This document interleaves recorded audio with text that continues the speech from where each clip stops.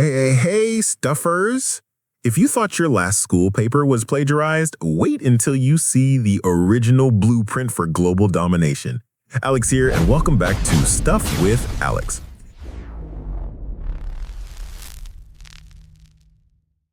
For over 100 years, this manuscript, a series of 24 supposed protocols detailing the precise, systematic takeover of the world by a secret cabal of global Jewish leaders, has been circulated in dozens of languages across every continent.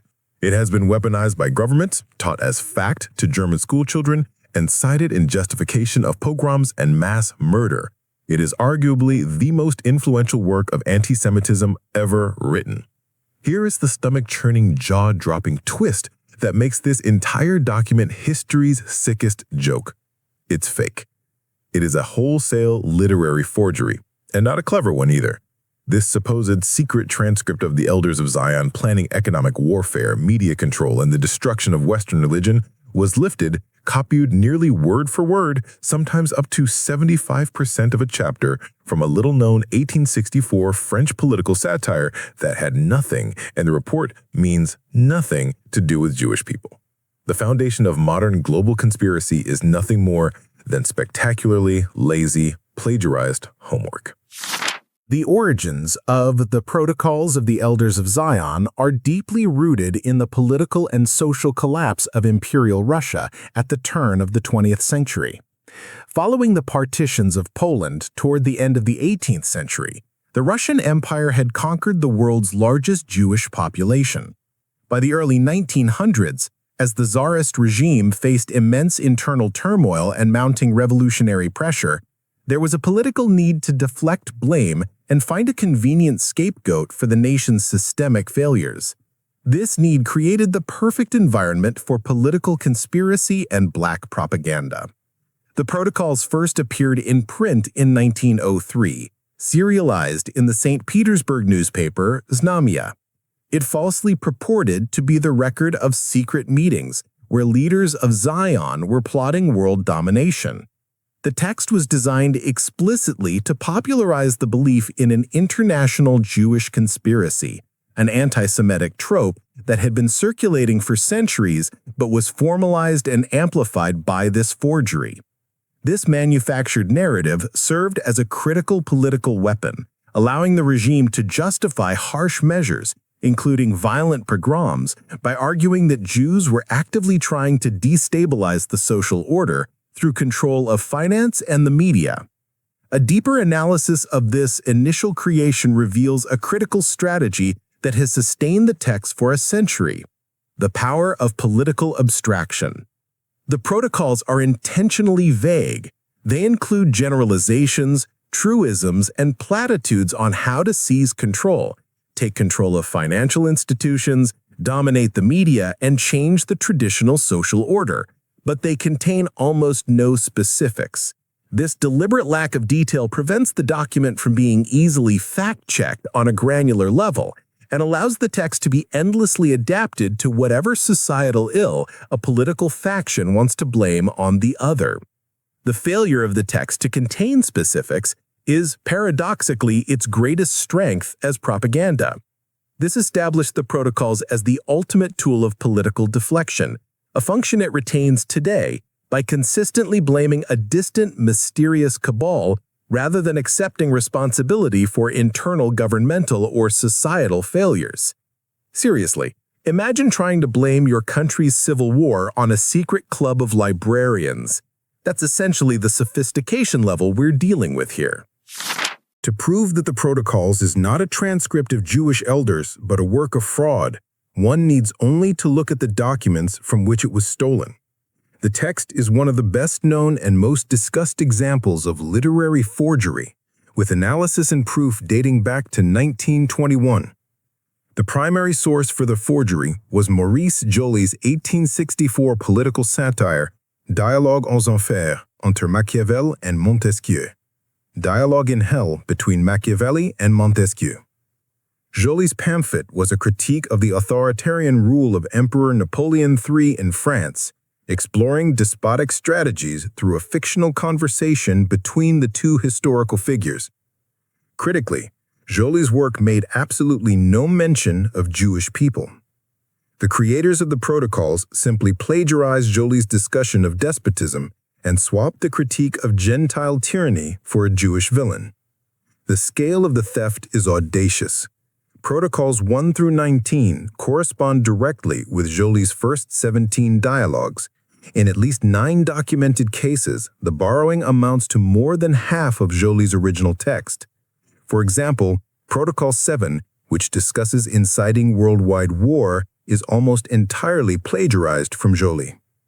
Beyond Joly, the atmosphere and setting, the idea of a secretive, ritualistic meeting, was inspired by a chapter from the 1868 novel Biarritz, written by the anti-Semitic German novelist Hermann Goethe. The reliance on plagiarism to generate the document reveals a profound intellectual failure on the part of its creators. If the conspirators plotting world domination had to steal their blueprint from a 19th century political cartoon, they were profoundly incompetent writers. The forgers could not invent a credible systematic scheme. They merely adapted an existing framework used to critique Napoleon III's abuse of power and inserted the Jewish scapegoat. The reason this text has such terrifying longevity is not the genius of the plot, which is stolen and vague, but the power of the anti-Semitic scapegoat narrative during times of mass uncertainty. The plagiarism blueprint, Joly's dialogue versus the protocols. Structurally, the protocols detail a comprehensive, yet contradictory approach to taking over the globe. The text outlines a 24-protocol plan, relying on the destruction of existing order to justify the imposition of a Jewish autocracy. This section analyzes the core mechanisms of control outlined in the forgery. One of the central pillars of the alleged plan is financial control. The text focuses heavily on strategies involving gold, credit, domestic loans, bonds, and usury. Protocols 20 and 21, for instance, detail a financial program designed to leverage debt and control stock markets, ensuring that gold equals money and that the Gentile nations become economically dependent and destabilized. These themes, often centered on money lending and high finance, directly borrow from and reinforce long-standing, deep-rooted anti-Semitic tropes about Jewish economic power. The second crucial mechanism is media manipulation. The plan emphasizes control of the press, publishing, and the dissemination of information, effectively creating the kingdom of the press. The goal, according to Protocol 13, is to divert public thought from essentials to non-essentials. The media is to be used as a primary tool to generate instability and promote economic war. This established the initial blueprint for modern theories arguing that a secretive elite controls the mainstream media, MSM. Finally, the plan mandates political chaos and subversion. The protocols claim the elders would destroy traditional social order, including religion, by promoting materialism. They express contempt for liberalism, majority rule, and constitutional structures, which they plan to abolish to usher in a desired autocracy. The document explicitly frames this conquest through a narrative of Jewish chosenness or election, asserting that they view non-Jews, Gentiles, or Goyim, merely as slaves to be ruled, used, and looked down upon. The genius of this forgery, or rather the terror of its effectiveness, is its focus on general, powerful forces like finance, media, and political upheaval. Because the document defines its plot in terms of abstract, eternal features of modern society, the blueprint remains relevant regardless of the specific historical decade. This focus on universal mechanisms, rather than specific individuals or events, means the narrative skeleton of the protocols can absorb any new global crisis, ensuring that the theory always seems vital and up to date. Drop your wildest theory in the comments about which protocol sounds the most like your weird uncle at Thanksgiving.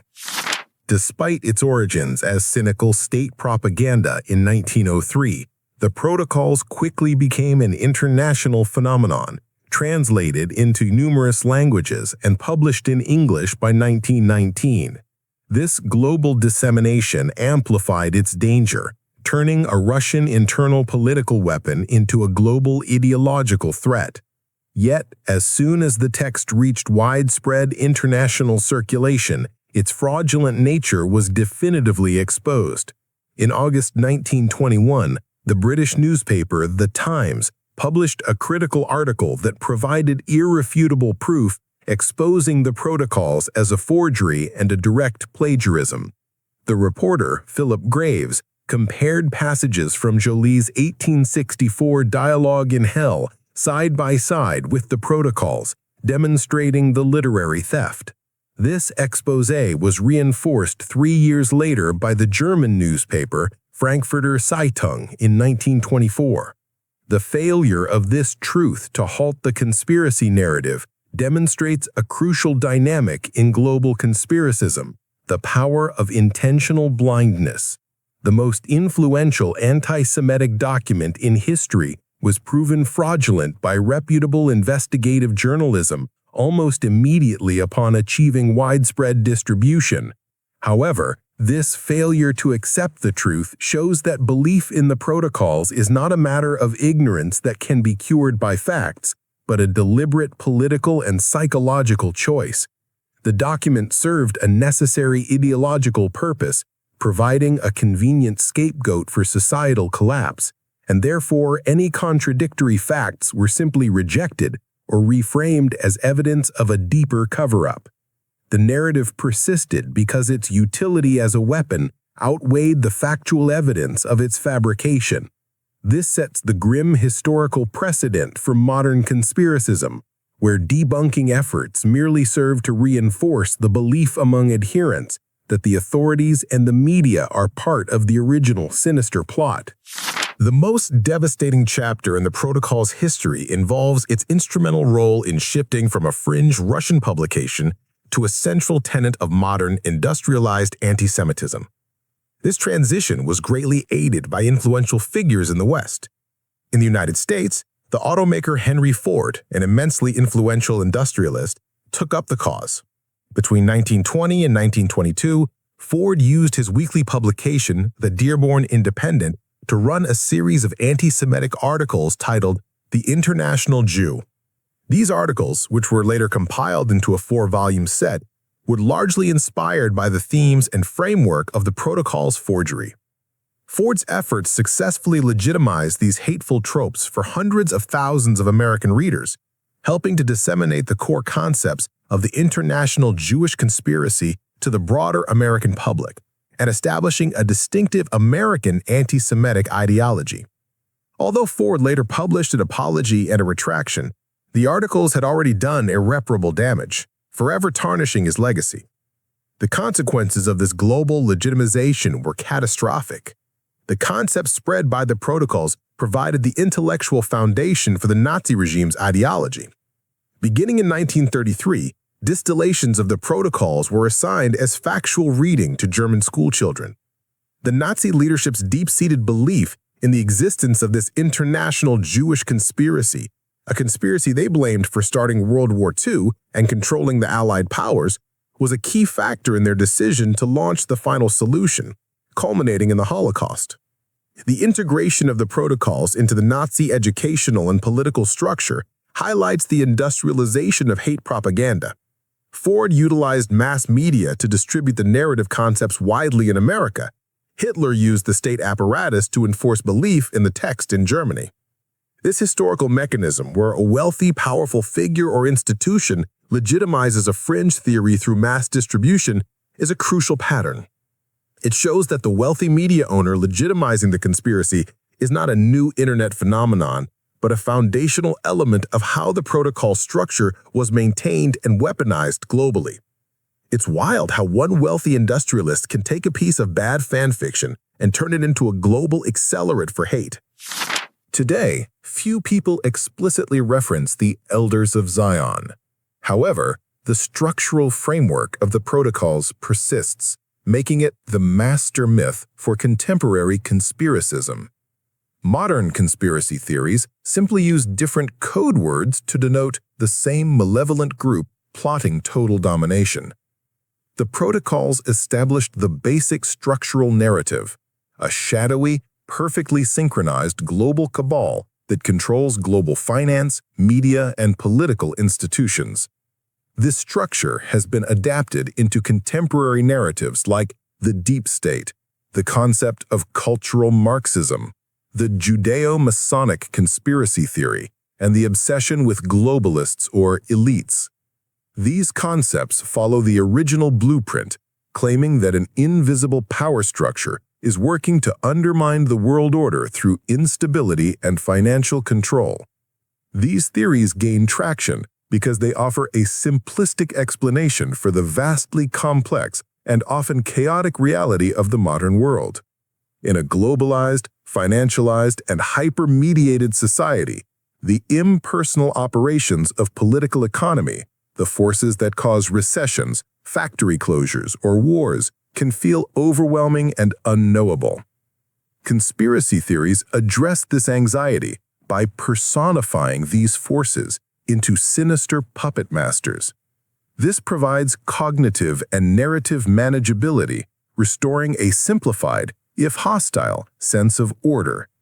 When modern political discourse uses coded language, such as globalist cabal or elites, it is tapping directly into the structural inheritance of the protocols. This hybridization allows the most common tropes of historical antisemitism to be passed off as legitimate criticism of the establishment. By focusing on economic anxieties and the erosion of citizens' agency, the conspiracy template remains structurally identical to the 1903 forgery, allowing the core anti-Semitic narrative to flourish under a veil of plausible political deniability. The enduring nature of the plot is purely structural and psychological. It offers a readily available, totalizing explanation for all global chaos. The most active and visible deployment of the protocol's template in modern political discourse revolves around Hungarian-American billionaire George Soros. Soros is frequently cast as a contemporary puppet master, secretly controlling the global economy and politics. These allegations have migrated from the dark corners of the internet to the very center of political debate, notably amplified by conservative media outlets and foreign political campaigns. The Soros myth perfectly illustrates the recycling of protocols tropes. Soros, a Holocaust survivor, is accused of belonging to an international cabal that includes entities like the Rothschilds, Freemasons, and Illuminati. This narrative directly echoes the protocol's focus on the international Jewish financier who utilizes wealth and political influence to sow discord. For instance, Soros has been baselessly accused of being responsible for the European migrant crisis or funding anti-Kremlin civil society across the Eastern Bloc. This scapegoating operates through a strategic mechanism known as the perfect code word. Because Soros is an undeniably high-profile and active political donor, critics can maintain that their anger is directed purely at his liberal political activism, not his identity. This instrumental hybridization exploits legitimate public concern over the influence of money in 21st century politics and weaponizes it using traditional anti-Semitic archives.